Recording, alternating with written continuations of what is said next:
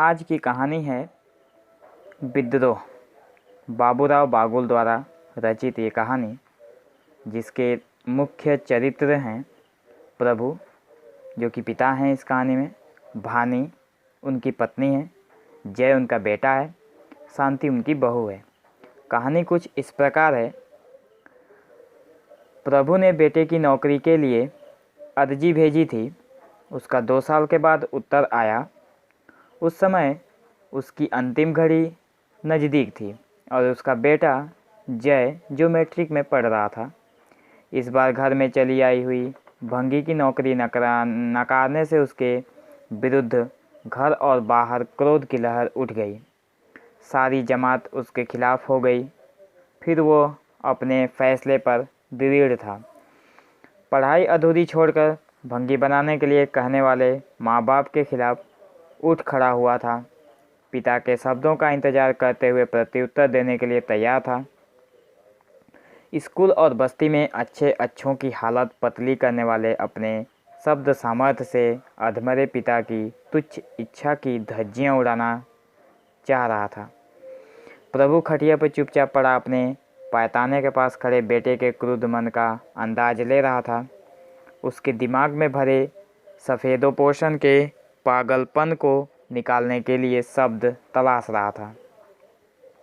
उसकी 16-17 बरस की बहू शांति ससुर के पास पांव दबा रही थी। उसने घूंघट छाती तक खींच रखा था और मन ही मन अपने पति से लड़ रही थी। उसने शिक्षा छोड़कर नौकरी स्वीकार करनी चाहिए, गृहस्थी संभालनी चाहिए, ऐसा शांति मन से तिलमिलाकर कह रही थी। और उसकी मनोव्यथा पांव पर हाथ रखते ही बूढ़े की समझ में आ गई। उसके स्पर्श से साहस पाकर उसने बोलने की शुरुआत की कि जय, लेकिन पिता को एक शब्द भी बोलने दिए बगैर अपने अंदर के विद्रोह में खोया जय बोला, पिताजी, चाहे जो हो जाए पर मैं पढ़ाई नहीं छोड़ूंगा। ज़बरदस्ती ला दी गई ये भंगी की नौकरी मैं नहीं करूंगा। उल्टे पढ़ाई पूरी होने पर सुकरात की तरह विद्वान बनने पर मैं इस मानवीय प्रथा का अस्पृश्यता का नाश करने वाला हूँ। उसका जवाब किसी तीक्ष्ण तलवार की तरह उन दोनों की भावनाओं को चीर गया। अधमरे पिता पर जानवरों की तरह चिल्लाने वाला, घर का दुख, घर की दीनता न समझ पाने वाला और जवान होने के बाद भी अपनी पत्नी को आंख उठाकर न देखने वाला जय उसे मूर्ख, बेदर्द और स्वार्थी लगने लगा। वो घूंघट में से उसकी ओर देखने लगी और नज़रों में भरने वाले शारीरिक सौंदर्य को देखकर उसकी नज़रें जय के शरीर पर ही जमी रही। वो ससुर के पास होने के बावजूद भी मन में न आने वाले विचार के आ जाने से शर्मा गई और फिर ससुर के पांव दबाने लगी। बहू की विनम्र सेवा देखकर बूढ़े के हृदय में खलबली मच गई। अपनी मृत्यु के पश्चात इस अल्हड़ लड़की की दुर्गति न हो, इसका पति इसे भूलकर भी नहीं देखता। कहीं उसके पांव पाप की तरह न बढ़ जाए, इसलिए बेटे को पत्नी और नौकरी को स्वीकार करवाना ही पड़ेगा। ये सोचकर बूढ़ा कटुता से बोला, जय, तुझे अपने घर की गरीबी, अपनी माँ की हालत दिखाई नहीं पड़ती? तेरी पत्नी के निश्वास सुनाई नहीं पड़ते? सिर्फ इसलिए मैं भंगी बन जाऊँ? ये बात जय बोल रहा है अपने पिताजी से। स्कूल पढ़ाई छोड़कर गांव की गंदगी साफ़ करूं, सिर पर मैला ढोऊं? मुझे भंगी ही बनाना था तो फिर पढ़ाया क्यों? मेरे मन में स्वाभिमान का, ज्ञान का, इंसानियत का दिया क्यों जलाया? उसके अंतर्नाद से बूढ़े का धधकता मन सहानुभूति से भीगने लगा। बेटे का दुख उसे समझ में आने लगा और शांति का माथा उसके तिरस्कार में ठनकने लगा।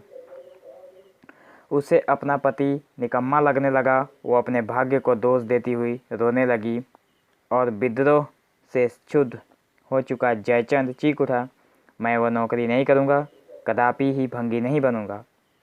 भंगी के काम के प्रति उसके अंतःकरण की शारीरिक जुगुप्सा, चिढ़ इस नकार में बिजली की तरह कड़कड़ाती बाहर आ गई।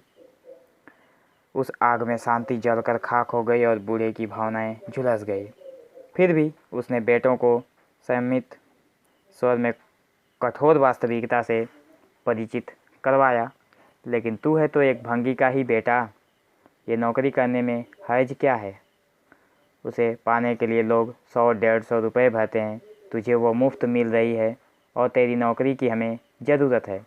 तो नौकरी कर रहा होता तो मृत्यु इतनी जल्दी मेरे पास नहीं आ रही होती, तेरी माँ कंकाल नहीं बनी होती। इस बच्ची को यह दिन नहीं देखने पड़ते, लेकिन भंगी के लड़के को भंगी की ही नौकरी करनी चाहिए। ये किसने कहा? ये बातें पूछी जयचंद ने पूछा। जय ने अपनी गरीबी ने उत्तर दे रहे हैं। उसके जवाब में उसके पिताजी बोल रहे हैं अपनी गरीबी ने, धर्म ने और देश ने। फिर जय का जवाब आता है, कैसा धर्म? जिसने मनुष्य को मार डाला, जानवर समझा, उस धर्म ने। आदमी की जगह पत्थर को महत्व देने वाले देश ने। उनका कहाँ सुनने को मैं तैयार नहीं हूँ। इन दोनों ने गरीबी और दुख दिए हैं, इसलिए इन्हें ही धक्के मार कर दूर कर देना चाहिए, लेकिन वे ऐसा नहीं करेंगे। मैं कहता हूँ मुझे परीक्षा में पास होने दीजिए, तब तक भूख भूख करके ये लोग जहाँ राह दिखाई देगी चल देंगे, पेट के लिए पाप करेंगे। जिनमें इतना भी धीरज नहीं है उन्हें करने दीजिए पेट के लिए पाप। यह सुनते ही शांति की आँखों से झरने वाले आंसू रुक गए। वह ससुर के पाँव पर हाथ थिर रख कर बैठ गई। बेटे का भंगी के काम के प्रति तिरस्कार से तीव्र हो चुका मन अगर इसी तरह तपने दिया तो अपेक्षा भंग से वह पागल हो जाएगा, अत्यंत निराश होकर जान दे देगा।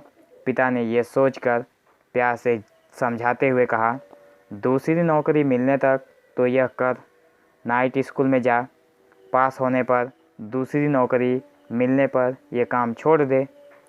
नहीं करूँगा। फिर जवाब आता है जय का कि नहीं करूँगा, कहो तो स्कूल छोड़ देता हूँ, चोरी डकैती करता हूँ, लेकिन ये नौकरी हरगिज़ नहीं करूँगा। आज कहानी यहीं पर समाप्त करते हैं। इसके अगले भाग को पार्ट 2 वीडियोज़ में देखेंगे। धन्यवाद।